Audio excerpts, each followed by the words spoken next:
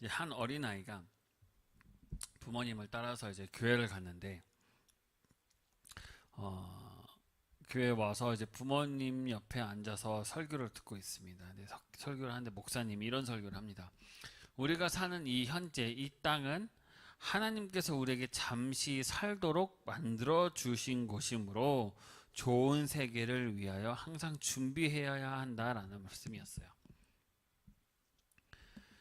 그 후 이제 말씀을 다 듣고 나서 이제 아이가 엄마한테 가서 묻습니다. 사람들이 외출을 할 때 또는 누구를 만나러 갈 때 보면은 옷도 입고 가방도 메고 씻기도 하고 이쁘게 치장해서 준비하는 모습을 볼 수 있는데 어째서 아무도 천국에 가려고 준비하지 않나요? 라는 질문을 했다고 합니다. 어린아이 눈에는 교회 다니는 사람과 교회 다니지 않는 사람의 그 모습이 별로 차이가 없어 보였기 때문에 이러한 질문을 한 것입니다. 이 어린아이의 질문은 신앙생활을 하는 우리에게는 참으로 많은 생각을 하게 만들고 믿는다 하면서도 준비 없는 우리의 삶을 다시 돌아보게 하는 질문이 아닌가 합니다. 생각해보면 우리는 크리스마스나 또는 휴가철이나 아니면 누군가의 생일 또는 사랑하는 사람들과 함께하는 시간을 위해 선물이나 음식같이 여러 가지를 준비를 합니다. 기쁜 마음으로 즐거운 마음으로 또는 생일에는 어떻게 하면 놀래켜줄까 하는 즐거운 마음으로 항상 보냅니다. 어, 정작 그렇지만 이 땅에 찾아오신 예수 그리스도를 맞이할 준비에는 전혀 관심이 없다라는 것이죠. 요한복음 1장 11절에 보시면 자기 땅에 오매 자기 백성이 영접하지 아니하였다라는 말씀이 있습니다. 예수 그리스도를 영접하지 않는 왜곡된 날이 되지 않으려면 우리도 예수님을 만날 준비를 해야 한다는 것입니다. 오늘 본문에 보면 여호와께서 언약을 이룰 사자를 보내기 위해서 길을 예비하게 하신다라는 말씀이 있습니다. 여기서 보면 주라는 말이 나옵니다. 주. 여기서 주의 뜻은 뭐냐면 전능하시고 무소부재하시고 사람과 다투시고 깨달음을 주시고 여러 가지 유용한 기술을 주시고 육체적인 힘을 주시고 통솔력과 지혜를 주시고 사람이 하나님의 계시를 받고 또 그 계시를 전할 수 있는 능력을 주시며 또 하나님의 종들에게는 능력을 부어주시는 일을 행하시는 분을 주라고 나와 있습니다. 그렇다면 이러한 주의 길을 예비하는 것이냐, 어떻게 하는 것이냐, 그의 말씀은 이사야서 40장 3절 4절에 보면 나와 있습니다. 읽겠습니다. 제가 외치는 자의 소리여 가로되 너희는 광야에서 여호와 길을 예비하라. 사망에서 우리 하나님의 대로를 평탄케 하라. 골짜기마다 도도워지며 산마다 작은 산마다 낮아지며 고르지 않은 곳이 평탄케 되며 험한 곳이 평지가 될 것이오. 이렇게만 들으면 잘 모를 겁니다. 이해하기가 좀 어렵고 그냥 이렇게만 말씀을 때는 그냥 집 같은 걸 하나 짓는 것처럼 느껴져요. 그죠? 분명 하나님을 위하여 길을 예비하라라고 외치면서 광야길 또는 사막에서 우리 하나님을 위하여 평탄한 대로를 예비할 것이라고 말씀하시는 겁니다. 하나님이시면서도 사람이 되시고 이 땅에 찾아오시는 예수님을 위하여 예비함에 있어서도 이 말씀은 같은 의미로 받아들일 수 있는 것입니다. 그래서 오늘은 이 이사야서의 말씀을 보면서 우리가 어떻게 준비해야 될까를 볼까 합니다. 첫 번째로 보시면 골짜기마다 도두어지며 라는 말이 나옵니다. 이 말씀은 깊이 패인 골짜기를 메우고 도두어야 할 평탄한 길을 만들 수 있듯이 예수님이 찾아오시기에 알맞도록 우리의 삶의 푹 꺼진 곳을 깊은 수렁 같은 곳에 계곡을 메우고 도두어야 한다는 말씀이에요. 인간의 삶에서 한계에 부딪히고 계곡처럼 패인 마음들의 희망과 새로운 기다림에서 오는 그 활기로 메우고 도두어야 한다는 말씀입니다. 우리가 살다 보면은 많은 것들로 인해서 상처도 받고 깊은 상처도 받고 참 말 그대로 계곡처럼 패인 마음들이 많이 있습니다. 그곳에서는 단순한 그냥 희망과 기다림을 채우라는 것이 아니라 예수님이 이 땅에 오신다라는 것을 희망 그리고 그 기다림으로 채우라는 것입니다. 그 두 번째 말씀 보시면 산마다 작은 산마다 낮아지며 나와요.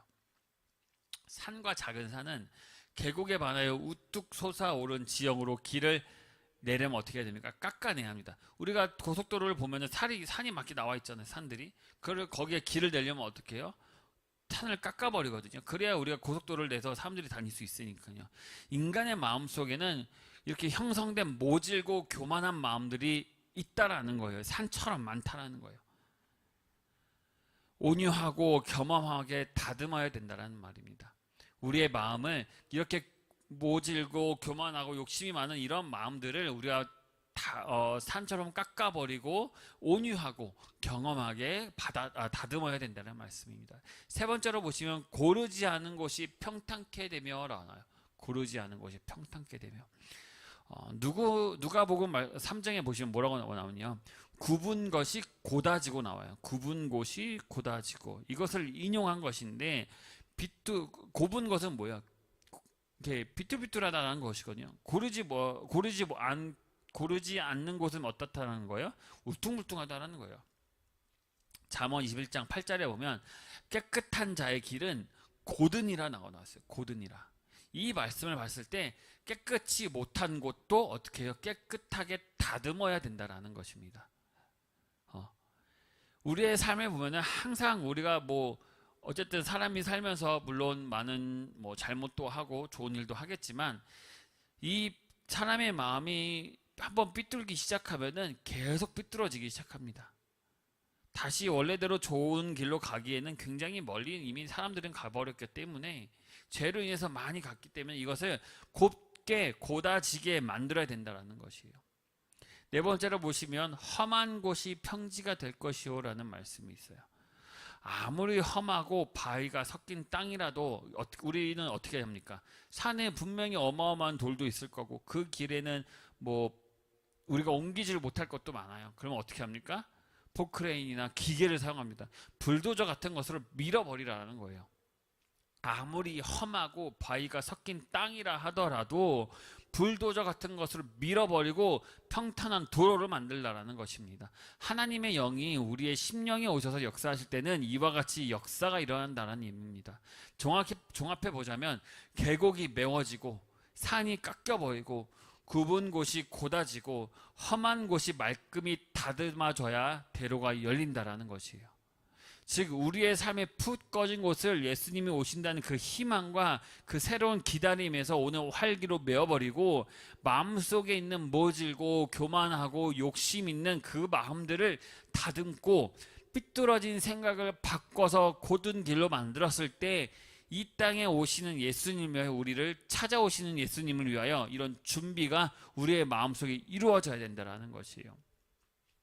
본문에서 준비하는 이유가 나옵니다. 이렇게 우리가 준비해야 되는 이유, 길을 예비하는 이유 보시면 너희의 구하는 바 주라고 나옵니다. 를 위한 것이다.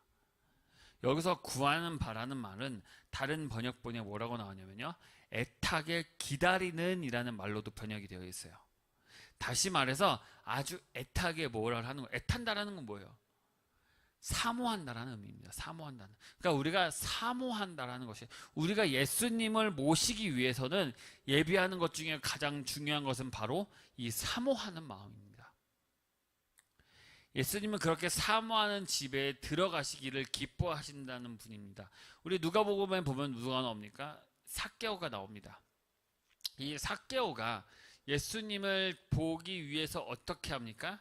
자신의 지위나 체면을 버리고 어디에 올라가요? 뽕나무에 올라가서 예수님을 봅니다. 키가 작았고 사람들에게 무시당했지만 본인이 있던 지위가 있었기 때문에 굉장히 그래도 급이 있었던 사람이었지만 그런 게 다 필요가 없었어요. 뭘 보고 싶었어요? 누구를? 예수님을 보고 싶었어요. 예수님을 만나고 싶었어요. 그래서 자기가 뭘 하든 간에 상관이 없고 그저 나무 위에 올라갑니다. 그리고 그 나무에 올라가면 누가 봅니까? 예수님이 보십니다. 그래서 예수님이 뭐라고 합니까? 삭개오에게 삭개오의 집에 유하시겠다라고 얘기합니다. 너의 집에 가겠다. 너의 집에 들어가겠다라고. 왜? 삭개오만큼 간절했던 사람이 거기에 없었다라는 것이에요. 그리고 80편 4절에는 주를 찾는 모든 자로 주를 인하여 기뻐하고 나와요. 주를 찾는 모든 자는 주를 인하여 기뻐하고 즐거워하시며 즐거워하신다고 하십니다. 주의 구원을 사모하는 자로 항상 말하기를 하나님은 광대하시다 하게 하소서. 사모하는 자에게는 예수님이 찾아가시는 겁니다.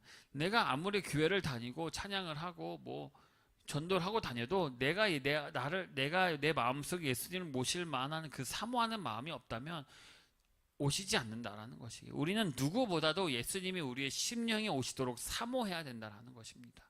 그런 사모하는 마음이 예수님이 우리에게 너의 집에 유하겠다라는 음성을 듣는 역사가 이루어지는 것입니다. 오늘 본문에 보면 주가 호련히 그 전에 임하리니라는 말이 나옵니다. 주님께서 어디에 오시냐 하면 그 전에 오신다는 말씀이신데, 이 공동 번역에 보면요, 이 뭐라고 나오냐면 자기 궁궐에 오신다고 되어 있어요. 자기 궁궐. 예수님이 오실 만한 궁궐은 어떤 곳일까요? 우리가 생각하기에는 영화가 종기가 가득한 하나님이 이 날에 오시긴 분이기 때문에 호화롭고 금이 가득하고 뭔가 부귀의 극치에 해당하는 왕궁과 같은 걸로 생각할 수도 있는데, 그런 곳이 아니라 오히려 예수님이 택하신 곳은 그의 왕궁은 인간의 눈으로 보기와는 전혀 다른 것임을 알 수 있어요. 왜냐하면 여러분, 예수님께서 처음에 탄생하신 곳이 어디입니까? 마구간이었어요. 마구간 어디야? 말구유에서 탄생하셨습니다. 다시 말해서 욕심과 탐욕으로 움켜진 호화로움보다는 이웃을 생각하고 나누고 가난하고 빈 마음 같은 곳, 즉 제가 저번 주에 주일 설교에도 말씀드렸다시피 가난한 자, 즉 내 삶이 가난한 게 아니라 마음이 가난한 자, 믿음대로 이루어진다고 말씀드렸습니다. 그런 곳을 그의 왕궁으로 택하신다고 했어요. 내 마음 안에 욕심이 가득하고 세상 것이 가득하고 교만이 가득한다면, 산이 그렇게 많다면, 계곡으로 파인 곳이 많다면 예수님께서 우리를 택하지 않는다라는 것입니다.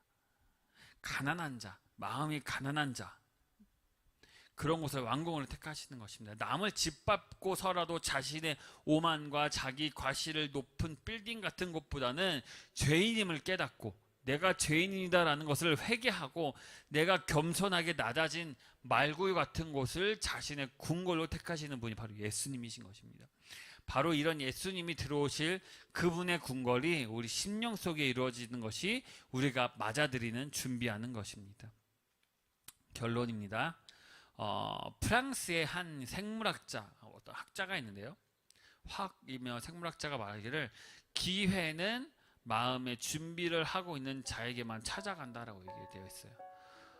우리 모두 예수님을 모셔드릴 준비가 항상 되어 있어야 합니다. 물론 부족할 수 있습니다. 때로는 무너질 때도 있고 계곡을 채웠음에도 불구하고 다시 계곡처럼 또 파일 수도 있습니다.